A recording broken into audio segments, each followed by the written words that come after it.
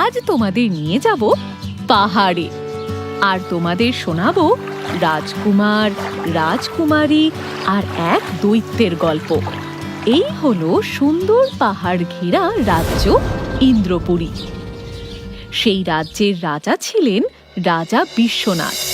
তিনি খুব দয়ালু রাজা ছিলেন, কিন্তু রাজার মনে কোনো সুখ ছিল না, কারণ তার একমাত্র কন্যা রাজকুমারী অনন্যা দীর্ঘদিন ধরে অসুস্থ ছিলেন। তার জ্বর কিছুতেই সারছিল না।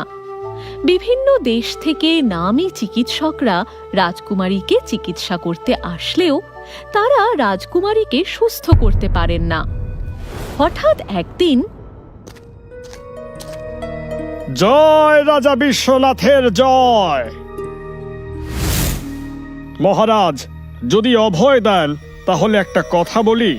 বলো মন্ত্রী, কি বলতে চাও? মহারাজ, আজ কতদিন হলো রাজকুমারী শয্যাশায়ী। কত বৈদ্য চিকিৎসক এলেন আর গেলেন। আমি ভাবছিলাম যদি আমরা রাজ্যে ঘোষণা করে দিই যে রাজকুমারীর প্রাণ বাঁচাতে পারবে তাকে উপযুক্ত পুরস্কার দেওয়া হবে। আমি আশা ছেড়ে দিয়েছি মন্ত্রী। জানি না ভগবান আমাকে কোন পাপের শাস্তি দিচ্ছেন। এইভাবে বলবেন না মহারাজ। আমার স্থির বিশ্বাস রাজকুমারী একদিন ঠিক সুস্থ হয়ে উঠবেন আর আগের মতো সারা দিন রাত প্রাসাদে হেসে খেলে বেড়াবেন। মিথ্যে স্বপ্ন দেখিও না মন্ত্রী। কত দেশের কত বড় বড় চিকিৎসকরা এসে যখন কিচ্ছু করতে পারলেন না। না মহারাজ, মিথ্যে নয়। অনেক সময় সাধারণের মধ্যেও অনেক অসাধারণ মণি পাওয়া যায়, শুধু আমরা তাকে খালি চোখে দেখতে পাই না। বলা যায় না, হয়তো এই সাধারণ মানুষদের ভেতর থেকে কেউ রাজকুমারীকে সুস্থ করে তুলবে। যদি সেরকম হয় মন্ত্রী, তাহলে এই মুহূর্তে তুমি সারা রাজ্যে ঘোষণা করে দাও যে রাজকুমারীকে সুস্থ করে তুলবে আমি তাকে অর্ধেক রাজত্ব আর রাজকন্যা দুই দেব। যথা আজ্ঞা, যথা আজ্ঞা মহারাজ। শোনো শোনো শোনো, আমাদের দেশের রাজকুমারী অনন্যার কঠিন অসুখ করেছে। রাজা মশাই ঘোষণা করেছেন যে যে ব্যক্তি রাজকুমারীর অসুখ সারিয়ে সুস্থ করে তুলতে পারবেন, রাজা মশাই তার সাথে রাজকুমারীর বিবাহ দেবেন এবং অর্ধেক রাজত্ব দান করবেন। শোনো শোনো শোনো। এই শুনলে রাজকুমারীর নাকি খুব অসুখ। হ্যাঁ, তাই তো শুনলাম। আমাদের এত ভালো রাজা, ভগবান ওনার মঙ্গল করুন। যে করে হোক আমি রাজকুমারীকে সুস্থ করে তুলবই।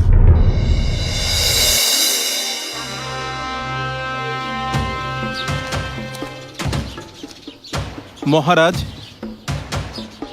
আমি রাজকুমার রুদ্র, মেঘপুরী রাজ্যের রাজা চন্দ্রনাথের একমাত্র পুত্র। ঘোষকের মুখে রাজকুমারীর কথা শুনে এখানে এসেছি।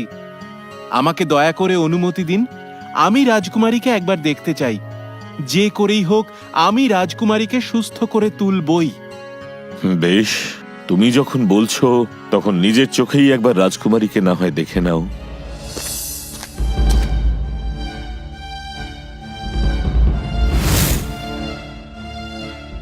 মহারাজ, এক অশুভ শক্তি রাজকুমারীর প্রাণ পাখিকে নিজের বশে করে রেখেছে।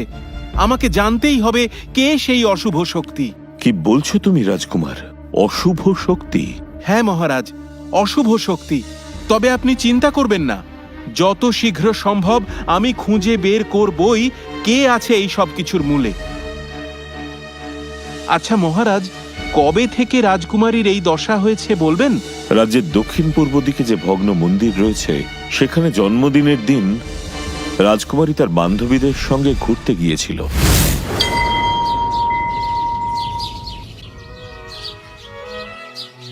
হে ঈশ্বর, আমার বাবাকে, আমার দেশের মানুষদের সব সময় রক্ষা করো।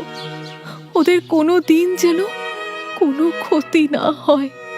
প্রয়োজন হলে তুমি আমার প্রাণ নিয়ে নাও, কিন্তু আমার সকল প্রিয়জনদের সর্বদা রক্ষা করো ঈশ্বর।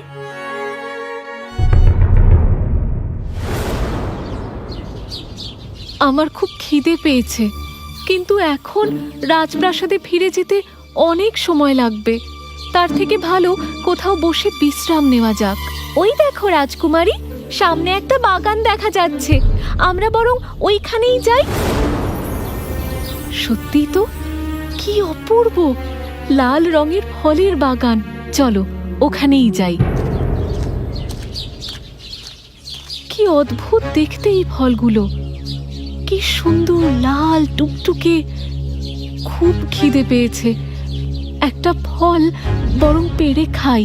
সাবধান রাজকুমারী, কোনো অজানা অচেনা স্থানে কিছু খেতে রাজামশাই নিষেধ করেছেন। এই সুন্দর ফলগুলো দেখে আমি কিছুতেই আমার লোভ সম্বরণ করতে পারছি না সখী।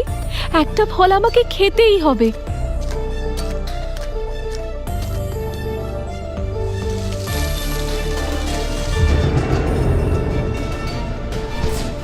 উফ, খুব খুব মাথাটা ঘুরছে। আহ, আহ, মাথাটা কি ঘুরছে।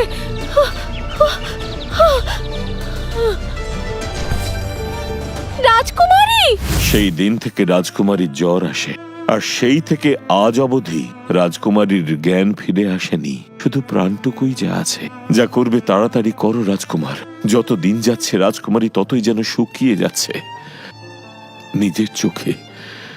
নিজের চোখে আমি আর রাজকুমারীর এই অবস্থা দেখতে পারছি না, সহ্য করতে পারছি না। আমার উপরে একটু ভরসা রাখুন, আমি ফিরে আসবই। এখন আসি, প্রণাম। উফ, তৃষ্ণায় গলা শুকিয়ে যাচ্ছে। দেখি কোথাও জলের সন্ধান পাই কিনা। ওই তো একটা কুয়ো দেখতে পাচ্ছি। যাই, আগে আমার তৃষ্ণা মেটাই, তারপর আবার রওনা দেব।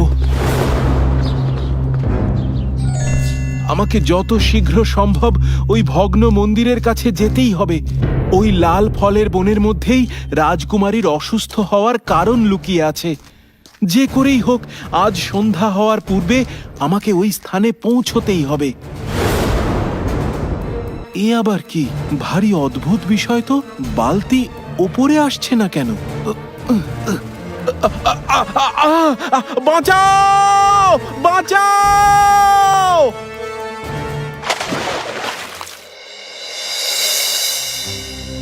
মন্ত্রী, রাজকুমার এমন বলে গেল, মনে যেন একটু বল পাচ্ছি। যেন কোথাও যেন একটু আশার আলো দেখতে পাচ্ছি।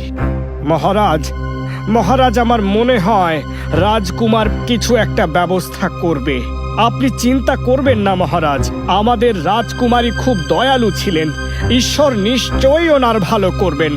আমার মন বলছে একটা শুভ সংবাদ নিশ্চয়ই আসবে। তাই যেন হয় মন্ত্রী। অনেক দিন হলো কোনো শুভ সংবাদ কর্ণগোচর হয়নি। আমি অপেক্ষায় আছি মন্ত্রী, কখন একটা শুভ সংবাদ আসে যে আমার মেয়েটা সুস্থ হয়ে গেছে। কি জানি রাজকুমার এখন কোথায় আছে, কি করছে।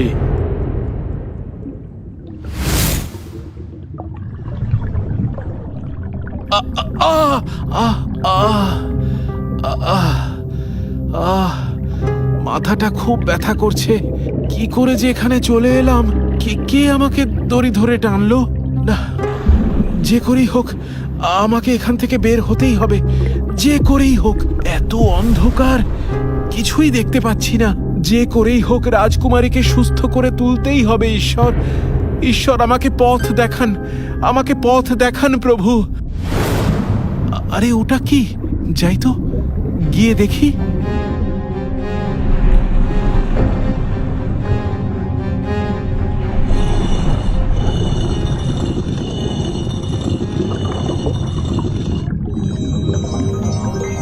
এটা কোন জায়গা?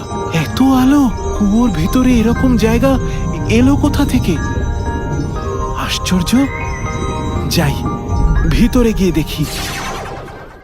এ কি? এ তো একটা বড় প্রাসাদ। মাটির তলায় এরকম অদ্ভুত প্রাসাদ কোথা থেকে এলো? এত বড় প্রাসাদ, অথচ কেউ কোথাও নেই। বড় অদ্ভুত লাগছে। না, প্রাসাদের ভিতরে একবার গিয়ে দেখি তো, হয়তো কারুর দেখা পেলেও পেতে পারি।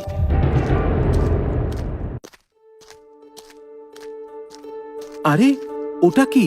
কাঁচের বয়ামের ভিতরে একটা কালো কি যেন ভাসছে মনে হচ্ছে। যাই তো, গিয়ে দেখি।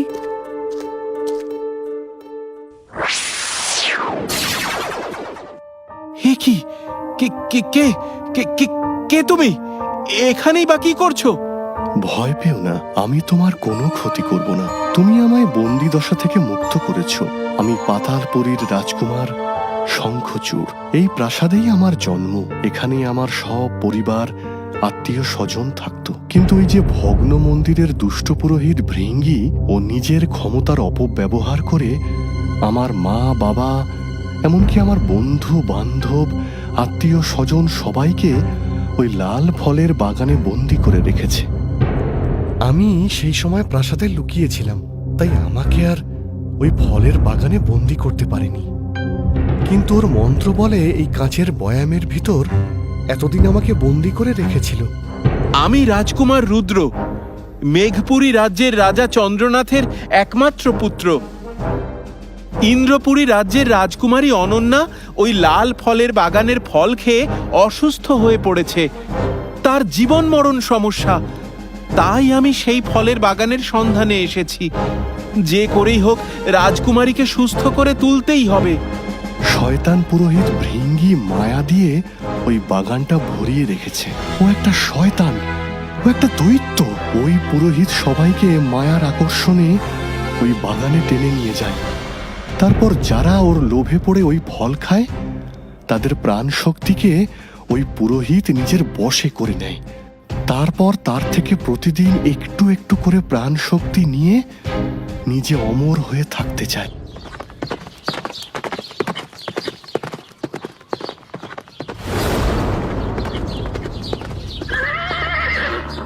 এই তো সেই ভগ্ন মন্দির। তাহলে এর আশেপাশেই কোথাও হবে সেই সর্বনাশী বাগান। খুব সাবধানে, খুব সাবধানে আমাকে এগোতে হবে। ওই তো সামনেই লাল ফলের বন দেখা যাচ্ছে।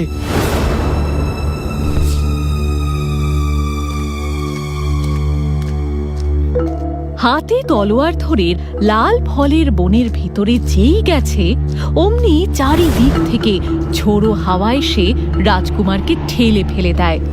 রাজকুমার মাটিতে পড়ে যায়, আর হাতের তলোয়ারটাও মাটিতে ছিটকে পড়ে। আর ঠিক সেই সময় সেখানে এসে উপস্থিত হয় দুষ্ট পুরোহিত ভৃঙ্গি।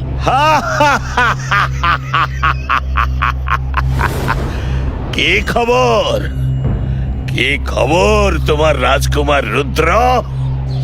নিজেই যখন এখানে মরতে এসেছো, তখন আমি আর কি করে বাধা দিই বলো তো? এসো এসো এসো এসো, আমার লাল ফলের দুনিয়ায় তোমাকে স্বাগত।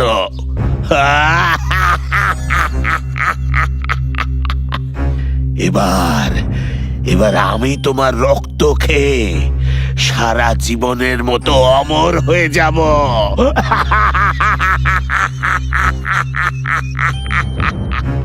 এবার তোর খেলা শেষ।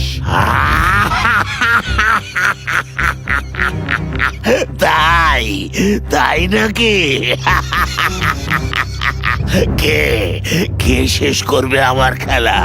তুই? তাহলে এই নে।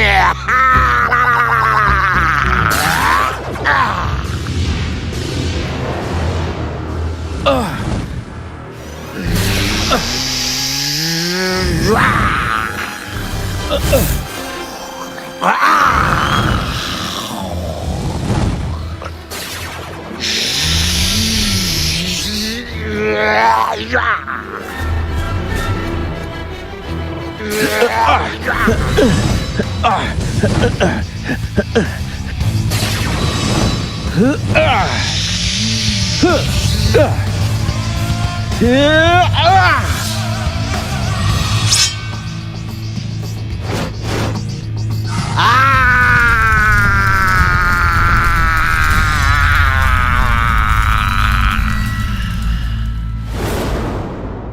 পাতালপুরীর রাজা।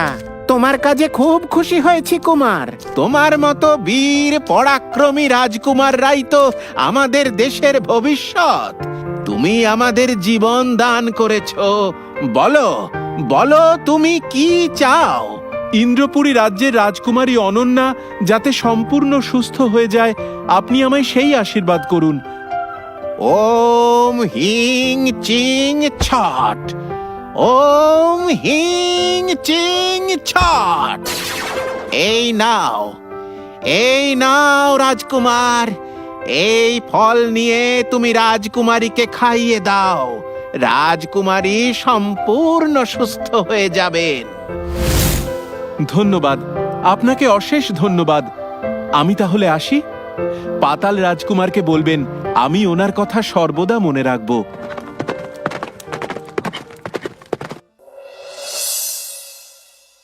এতদিন পর রাজকুমারীর মুখে হাসি দেখে আমার মনটা ভরে গেল। রাজকুমার, তুমি পেরেছো, তুমি পেরেছো কুমার। তুমি তোমার কথা রেখেছো, তুমি সত্যি পেরেছো। কিন্তু এই অসাধ্য তুমি সাধন করলে কি করে কুমার? সবই ঈশ্বরের কৃপা আর আপনাদের আশীর্বাদ। আজ তোমার জন্য আমার নয়নের মণি 1 বছর পর চোখ খুলে তাকিয়েছে, বিছানায় উঠে বসেছে। আমি আমি আমি আজই তোমাদের বিবাহের কথা ঘোষণা করে দিচ্ছি। তোমার থেকে ভালো আমার কন্যাকে আর কেউ রাখতে পারবে না। আগে আগে আপনি যা ভালো মনে করবেন মহারাজ।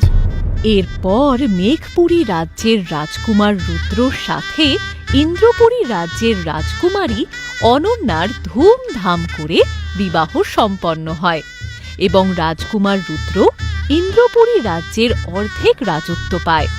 তারা দুজনে সুখে শান্তিতে বসবাস করতে শুরু করে।